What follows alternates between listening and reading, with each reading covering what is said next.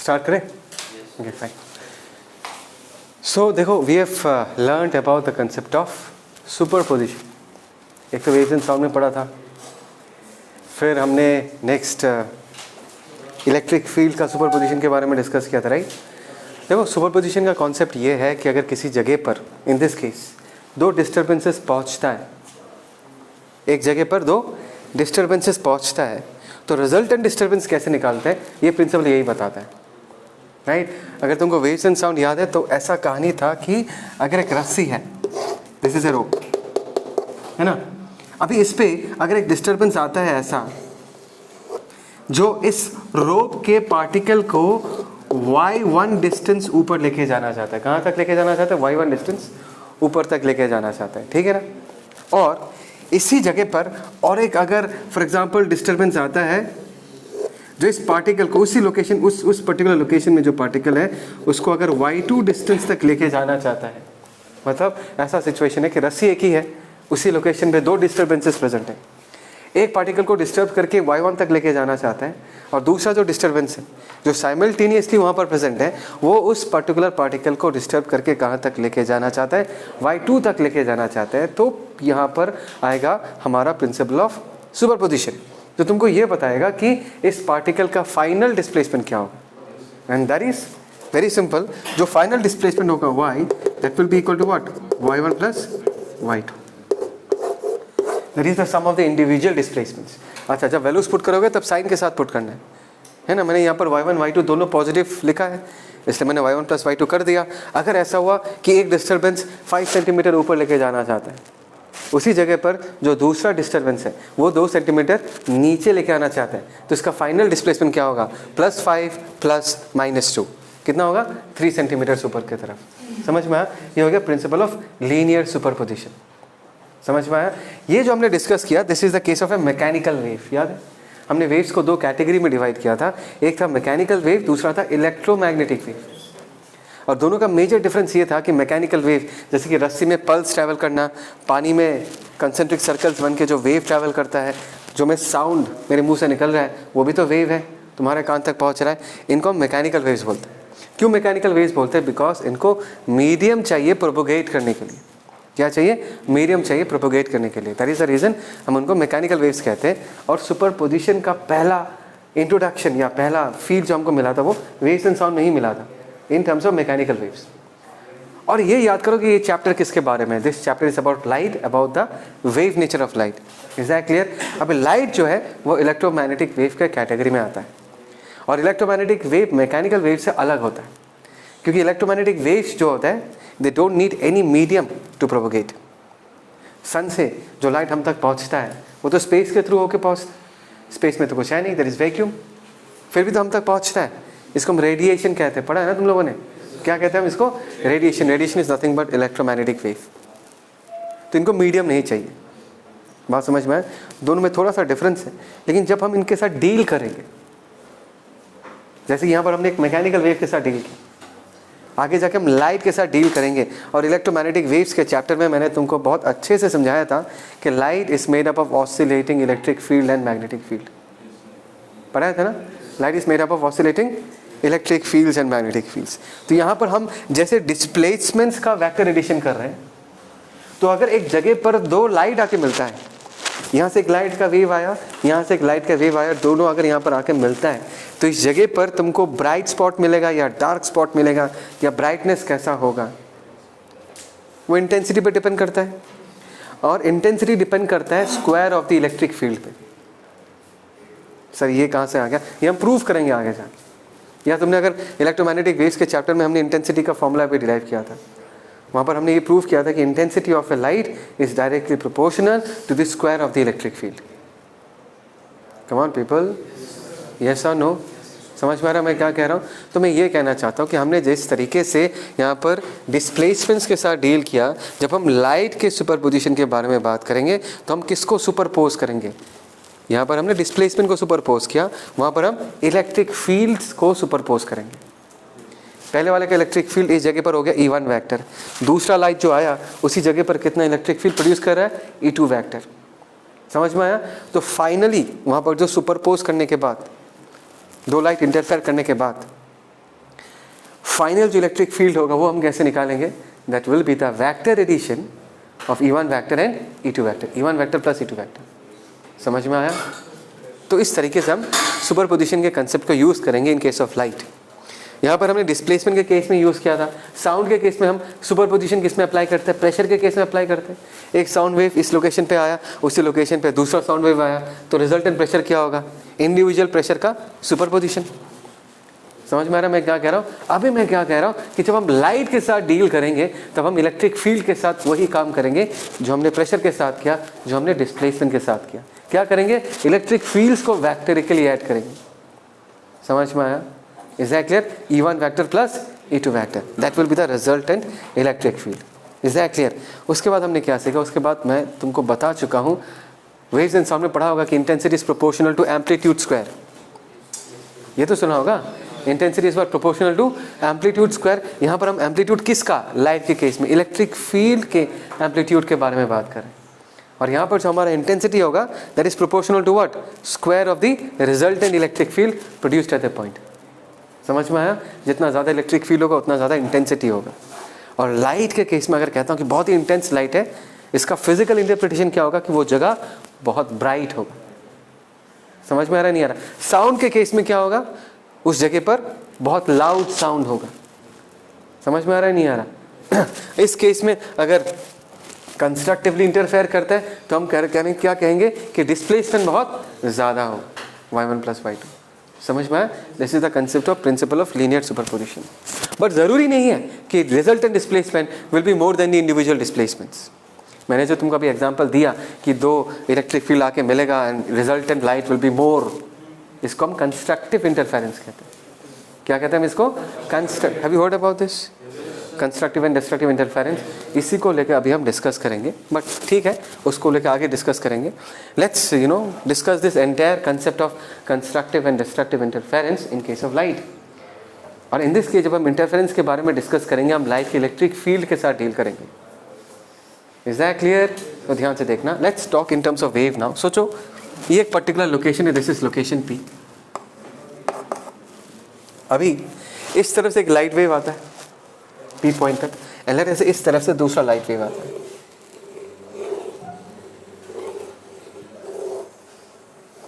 ऐसा आता है।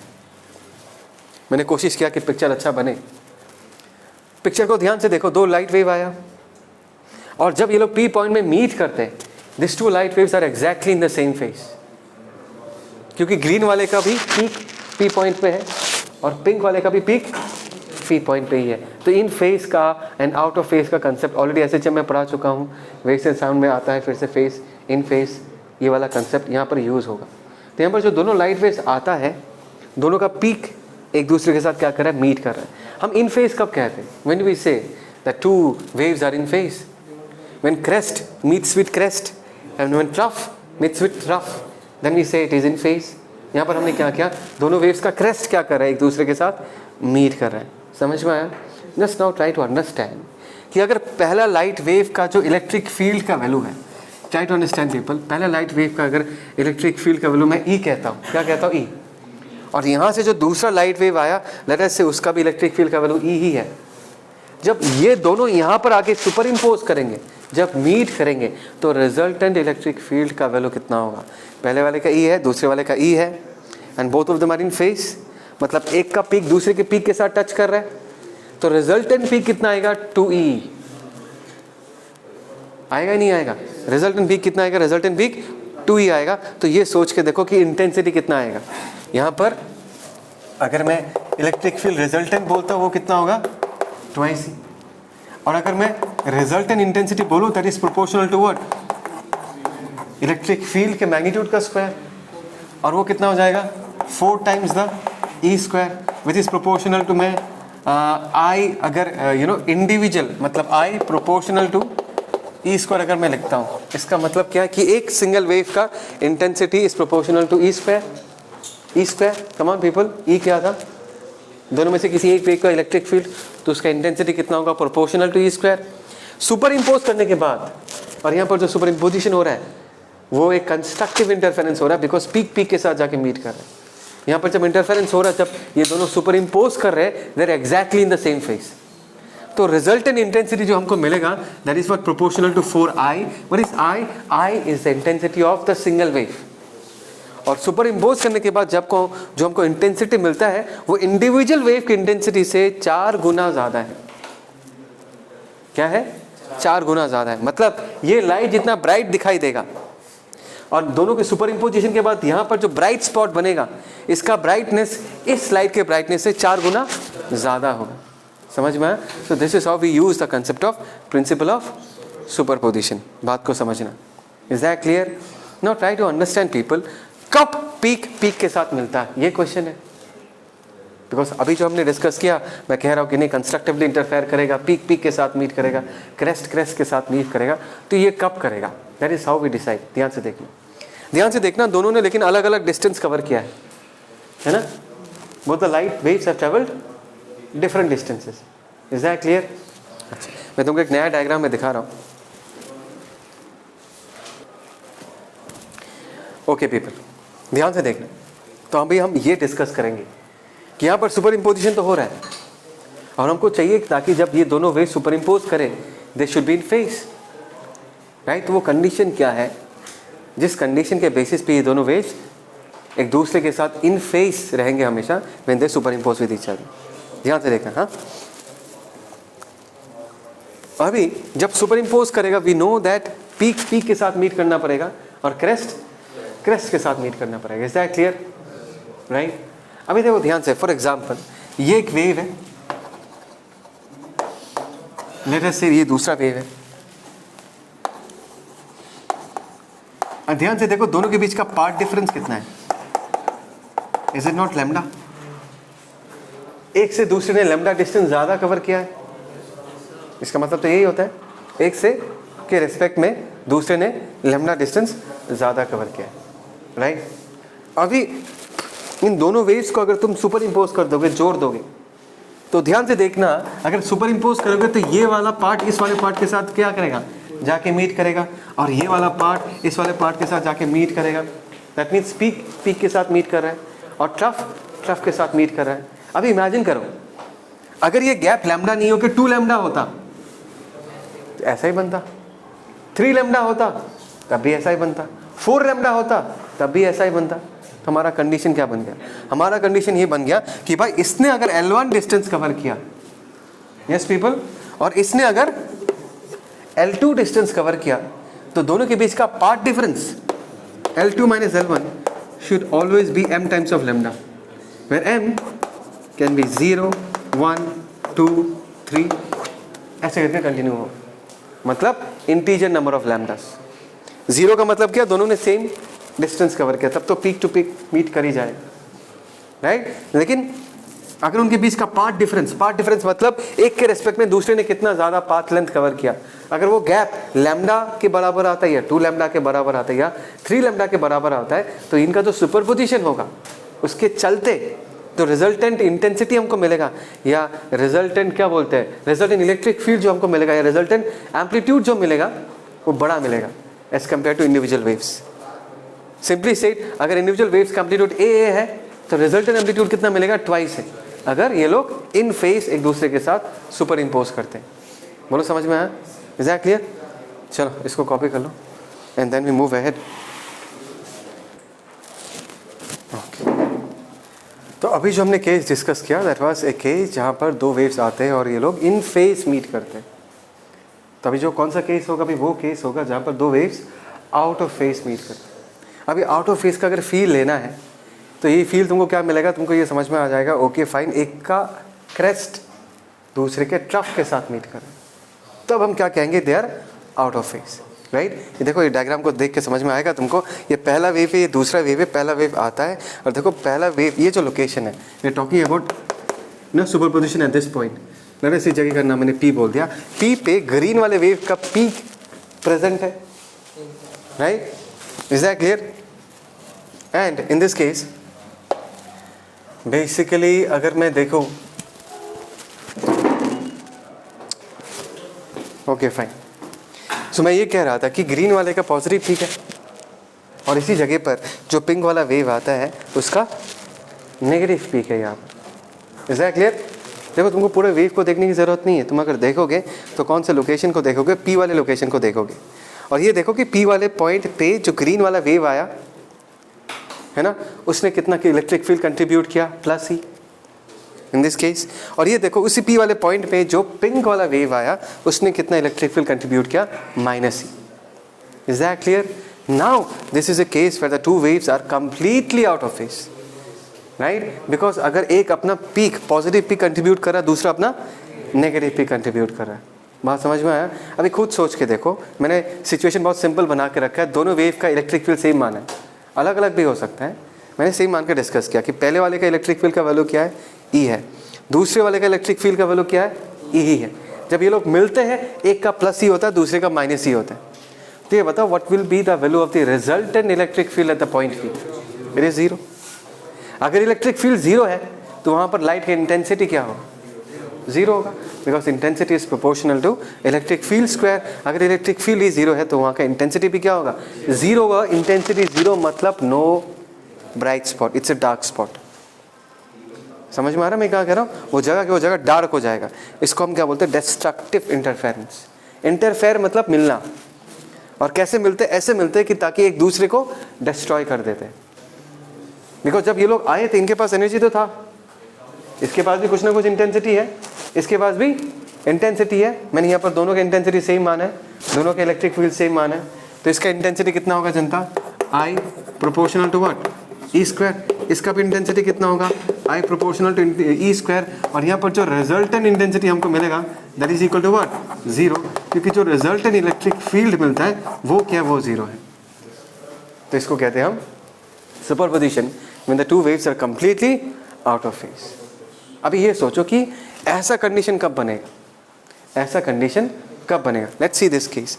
यहाँ पर अगर मैं वेव 1 एंड वेव 2 को कंपेयर करूँ, ध्यान से देखो दोनों ने अलग अलग पाथ लेंथ कवर किया है। पहले वाले ने दूसरे वाले के रेस्पेक्ट में इतना डिस्टेंस एक्स्ट्रा कवर किया है। यस और नो पीपल, यस और नो? और इस पाथ लाइन को मैंने किससे रिप्रेजेंट किया, डेल एक्स। और ध्यान से देखो डेल एक्स का वैल्यू यहाँ पर कितना है, lambda by 2। Do you agree with me people? Del x का वैल्यू लैम्डा बाई 2 है। और ध्यान से देखो अगर ऐसा कंडीशन बनता है तो इसका नेगेटिव पीक इसके पॉजिटिव पीक के साथ मीट करेगा, इसका पॉजिटिव पीक इसके नेगेटिव पीक के साथ मीट करेगा, इसका नेगेटिव पीक इसके पॉजिटिव पीक के साथ मीट करेगा। जनता समझ में आ रहा है मैं क्या कह रहा हूँ? You are getting the point? And you know कि what is going to happen, कि अगर मैं दोनों को जोड़ दूँ, अगर कंबाइन कर दूँ तो क्या हो जाएगा, they are going to completely cancel out each other, they are going to completely हर जगह पर। फॉर एग्जाम्पल ये अगर प्लस ही है तो ये कितना होगा, मिलेंगे तो कंप्लीटली क्या हो जाएगा, जीरो हो जाएगा। इसको हम बोलते हैं डिस्ट्रक्टिव इंटरफेरेंस। इसको हम कहते हैं कि ऐसे दो वेव्स अगर एक दूसरे के साथ जाके मिलते हैं, they're completely out of phase. और कंप्लीटली आउट ऑफ फेज होने से ही डिस्ट्रक्टिव इंटरफेरेंस होता है, कंप्लीटली इन फेज होने से भी कंस्ट्रक्टिव इंटरफेरेंस होता है। और what is the condition? Condition is that कि एक के रेस्पेक्ट में दूसरे ने लैम्डा बाई 2 डिस्टेंस ज़्यादा कवर किया। अभी अपने दिमाग में विजुलाइज करो, अगर ये डिस्टेंस लैम्डा बाई 2 नहीं होके 3 लैम्डा बाई 2 होता तब भी ऐसा ही कंडीशन बनता। 5 लैम्डा बाई 2 होता तब भी ये कंडीशन बनता, मतलब odd multiples of lambda by 2। That means if, ध्यान देना, पहले वाले ने कितना डिस्टेंस कवर किया, L1, दूसरे वाले ने कितना डिस्टेंस ट्रेवल किया, L2। इनका जो पार्ट डिफरेंस होगा, पार्ट डिफरेंस क्या होगा, L2 माइनस L1। ध्यान से सुनना, if it is m plus half into lambda, ऐसे लिख सकता हूँ। m का वैल्यू हम क्या लिख देंगे, 0 हो सकता है, 1 हो सकता है, 2 हो सकता है, ऐसे लिख सकते हैं। 0 होगा तो लैम्डा बाई 2, 1 होगा तो 3 लैम्डा बाई 2, 2 होगा तो 5 लैम्डा बाई 2। समझ में आ रहा है, नहीं आ रहा? Is that clear? तो अगर इन दोनों के बीच का पार्ट डिफरेंस का कंडीशन ऐसा बनता है, तब जाके जब ये लोग मीट करेंगे जहाँ पर भी, they will be completely out of phase. एक क्रेस्ट ट्रफ के साथ जाके मीट करेगा और एक दूसरे को कंप्लीटली कैंसिल आउट कर देगा।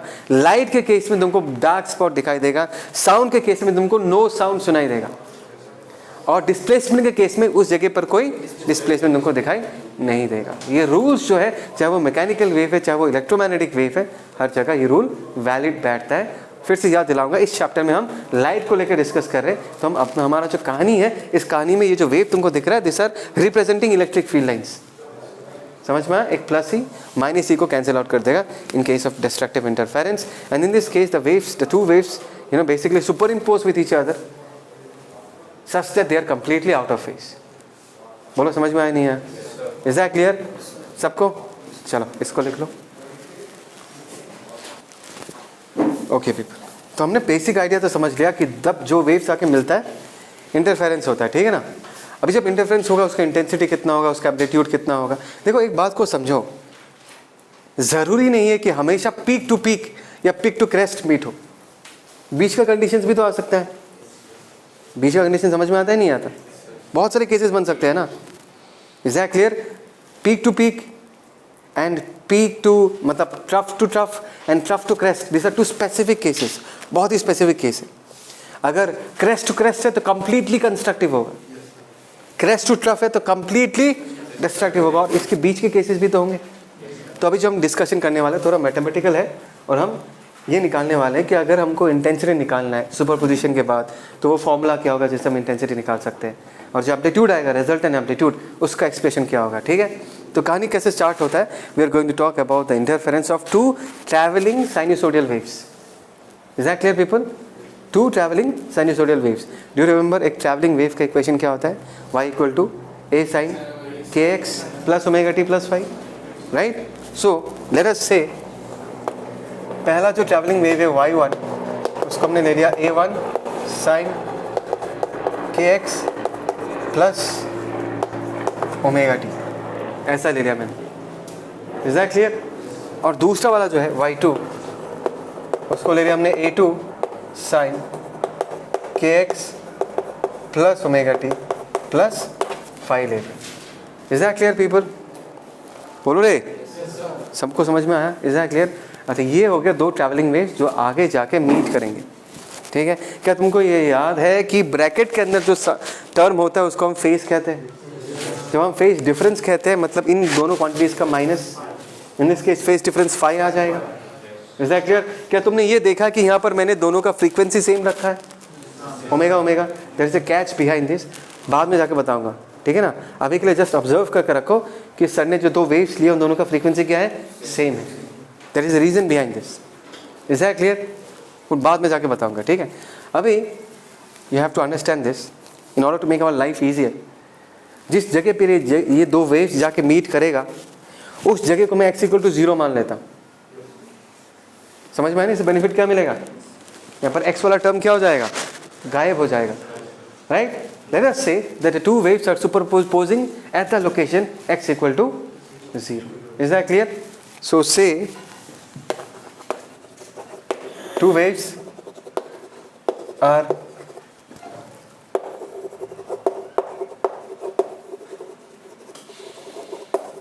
रश्मिक, ये दिखाई दे रहा है क्या? है ना Prateek? Okay. Two waves are superposing at x equal to 0। तो जिस जगह पर ये दो वेव पहुंच रहा है वहां पर y1 का वैल्यू कितना होगा? a1 sin ओमेगा t, बोलो ना।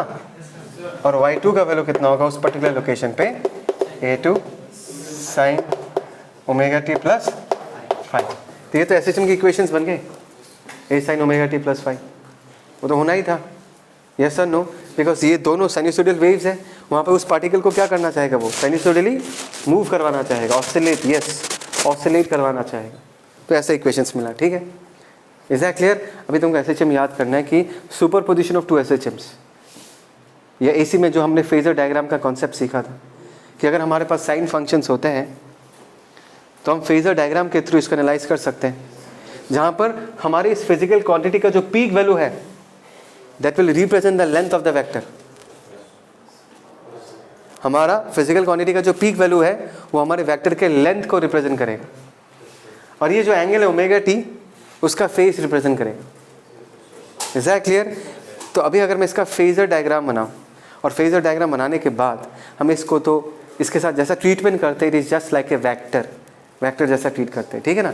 मैं उस टेक्निक को दिखा रहा हूँ। तो लेट अस से कि ये जो पहला फेजर है y1 का जो फेजर है उसको मैं ऐसे रिप्रेजेंट करता हूँ। इस वेक्टर का लेंथ कितना होगा? a1। Do you agree with me people? और इसका फेस हमने साइड में लिख के रखा है, ये कितना होगा? Omega t। Is that clear? दूसरा फेजर जो होगा वो होगा y2 का होगा, और y2 वाले वेक्टर का जो लेंथ होगा वो होगा a2, जो पीक वैल्यू होता है, राइट। तो अगर मैंने इस लेवल का फेस ओमेगा t माना है तो y2 वाले का phase omega t plus phi है, मतलब इससे फाई एंगल आगे हमको दूसरा वेक्टर बनाना पड़ेगा। तो फाई एंगल आगे अगर मैंने दूसरा वेक्टर बनाया, that is this is what a2, और ये जो एंगल होगा ये एंगल कितना होगा phi. Do you agree with me? तो फेजर डायग्राम या फेजर अलजेब्रा हमको क्या सिखाता है? हमको ये सिखाता है कि रिजल्टेंट एम्पलीट्यूड हम कैसे निकालेंगे। इन दोनों को वेक्टर जैसा ट्रीट करो और जो वेक्टर रिजल्टेंट आएगा वही होगा resultant amplitude. Is that clear? तो एज बिकॉज हमने दोनों वेक्टर्स का टेल टू टेल ज्वाइन किया है, कबीर we shall use parallelogram rule of vector addition, है ना। तो ये हम एक पैरेललोग्राम बनाते हैं, बोलो समझ में आया? और ये जो है this is our resultant amplitude. जनता बोलो समझ में आया नहीं आया? ये होगा हमारा रिजल्टेंट एम्पलीट्यूड। मतलब जब y1 वाला वेव आया, y2 वाला वेव आया, x इक्वल टू 0 पे मीट किया, मीट करने के बाद हमारा रिजल्टेंट एम्पलीट्यूड कितना बनेगा वो हमको ये बता देगा। Is that clear? तो ये बताओ कि a का वैल्यू हम क्या लिख सकते हैं? आई होप सो तुमको याद है, ये दिखाई दे रहा है a क्या होगा? रूट ओवर ऑफ, दिखाई नहीं दे रहा?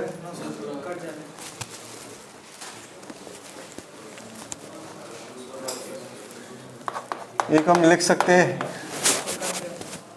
अभी root over of a1 square plus a2 square plus twice a1 into a2। जब क्लास 10 छोड़ के क्लास 11 में आए थे तो सबसे पहले तो ये सब चीज़ें सिखाया था, है ना। ये हो गया एम्पलीट्यूड, रिजल्टेंट एम्पलीट्यूड, ठीक है। उसके बाद इलेक्ट्रोमैग्नेटिक वेव्स में प्रूव कराया था तुम लोगों को कि इंटेंसिटी जो है that is proportional to a square. Is that clear people? तो अगर मैंने कहा कि इस वेव का इंटेंसिटी I1 है, इस वेव का इंटेंसिटी अगर मैंने I2 कह दिया, so this is proportional to what a1 square and this is proportional to what a2 square, है ना। और यहाँ पर जो ये रिजल्टेंट वेव मिलेगा हम, या रिजल्टेंट सुपरपोजिशन के बाद जो भी रिजल्टेंट वेव हमको मिलेगा उसका intensity I can say is proportional to what a square. Come on people, is the resultant amplitude? Yes और no? I is the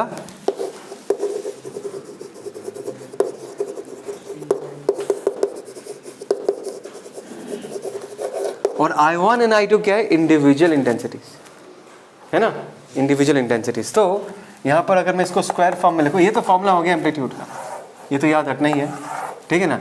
intensity को लिखना है तो मैंने दोनों तरफ स्क्वायर कर दिया, तो यहाँ पर आ गया a1 square plus a2 square plus 2a1 into a2 cos phi. बात को समझना, लेकिन अभी a स्क्वायर की जगह मैं i स्क्वायर लिख सकता हूँ, a1 का स्क्वायर की जगह i1 स्क्वायर लिख सकता हूँ।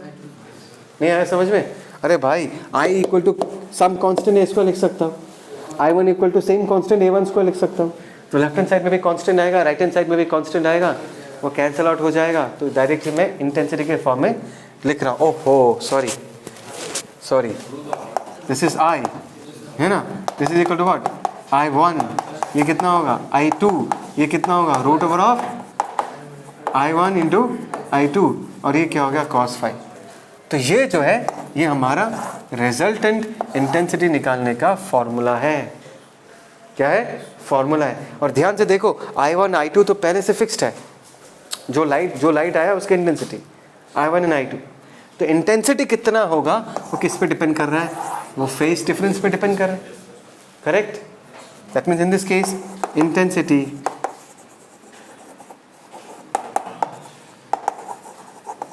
Is dependent on phase difference. Yes और नो पीपल? सबको समझ में आया? ओके।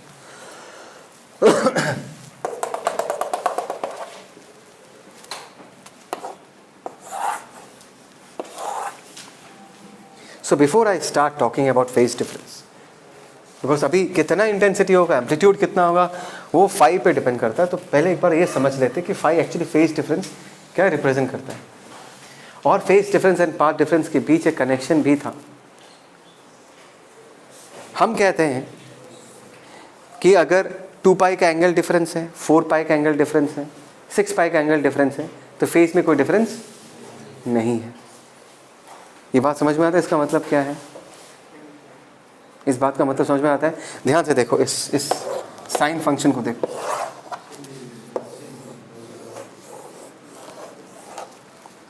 ये 0 है, ये कितना होगा ये कितना होगा बोलो? 0 से लेके पाई, पाई से लेके कितना हो जाएगा 2 पाई, 2 पाई से लेके कितना हो जाएगा 4 पाई, आगे जाएगा कहाँ, राइट? Is that clear? अच्छा अभी अगर मैं कहता हूँ कि 2 पाई का फेज डिफरेंस, 2 पाई का फेज डिफरेंस मतलब स्टेटस डिफरेंस, तो 2 पाई का मतलब फेज डिफरेंस मतलब अगर मैं पहला लोकेशन ये मानता हूँ और दूसरा लोकेशन ये मानता हूँ कि दोनों के बीच का एंगल डिफरेंस कितना है, 2 पाई है या नहीं? यस और नो पीपल? दोनों के बीच का एंगल डिफरेंस कितना है, 2 पाई है। उनका स्टेटस कैसा? Are they not exactly same? Are they not exactly same? ध्यान से देखो, ये भी 0, ये भी 0 है, और इसका कंडीशन देखो इस जगह का और इस जगह का कंडीशन देखो, they are exactly same. Yes और नो? यस और नो? अगर तुम 0 और 4 पाई को कंपेयर करोगे, इस लोकेशन को और इस लोकेशन को कंपेयर, देखो दोनों लोकेशंस एग्जैक्टली क्या है, एग्जैक्टली सेम है, तो हम क्या कहते थे, exactly in the same face. Is that clear? तो मैंने क्या कहा, मैंने कहा कि अगर 2 पाई का फेज डिफरेंस होता है, 0 का तो होगा ही, 0 का फेज डिफरेंस मतलब सेम। अगर 2 पॉइंट्स के बीच 2 पाई का फेज डिफरेंस है या 4 पाई का फेज डिफरेंस है या 6 पाई का फेज डिफरेंस है, इसका मतलब they are exactly in phase, they are exactly in phase. मतलब अगर तुमने यहाँ पर एक क्रेस्ट ढूंढना है तो 2 पाई एंगल के बाद तुमको क्या मिलेगा, और एक क्रेस्ट ही मिलेगा, they are exactly in the same phase. Feel आ रहा है नहीं आ रहा? समझ में आया? पक्का? Okay. So in this case people try to understand, इनके बीच का लेंथ डिफरेंस कितना है? Is it not 1 full wave? So this length is what, lambda. Lambda is path difference.